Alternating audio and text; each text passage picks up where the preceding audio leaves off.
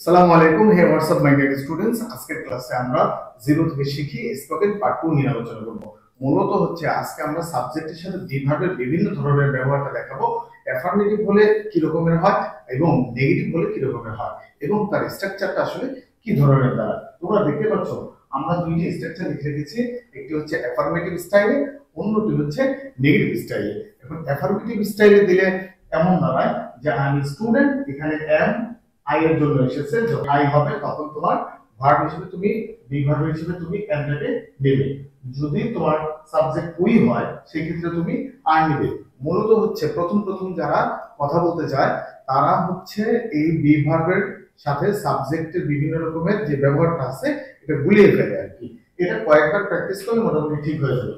যেমন I am student, we are students, এখানে we এর জন্য আর এসেছে, এখানে আই এর জন্য এম এসেছে। পরেরটি দেখো যে হি ইজ এ স্টুডেন্ট, এখানে he third person singular, that's why is. So এই ক্ষেত্রে তোমার এইটুকুতে বুঝে যেতে হবে যত আই আছে প্রেজেন্ট টেন্সে সেই ক্ষেত্রে তোমার এম নিবে। আসলে আই একটাই আছে, হ্যাঁ, উই এর সাথে হচ্ছে আর নিবে।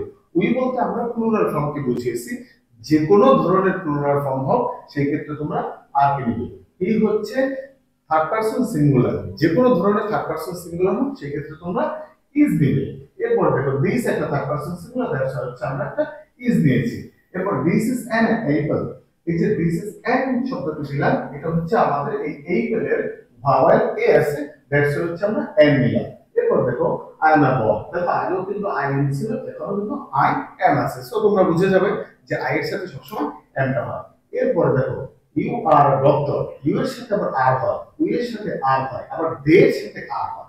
সো তোমরা একটা নোট করে দিবে কার কার সাথে আর হয়, কার কার সাথে ইজ হয়, কার কার সাথে এম হয়। Okay, and then they are women, he is a writer, you are a coordinator, তুমি হচ্ছে একজন সমন্বয়ক। যদি এটা নেগেটিভ সেন্সে দাঁড়ায় তাহলে কেমন দাঁড়ায় দেখো, সাবজেক্টের সাথে অ্যামিজার থাকবে এবং তার সাথে নট। এই ক্ষেত্রে তোমরা কন্ট্রাকশন নট ইউজ করতে পারো, যেটা হচ্ছে এন কমা টি দিয়ে।